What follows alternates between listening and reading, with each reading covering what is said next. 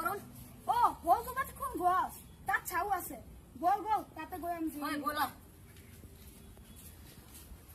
এটা ভাল লাগি আছে হয় ইমান ডাঙৰ গছ ইয়াত বতাহো আহি আছে মোৰ বৰ ভোক লাগিছে কিবা এটা খাব পোৱাহেঁতেন ভোকটো গুচাব পাৰিলোহেঁতেন ইয়াত কিবা খাবলৈ আছে নেকি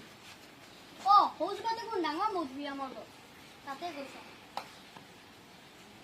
ইয়াত দেখোন ধুনীয়া মধুৰিআম পকি আছে পকিছে এইটোৱে খাওঁ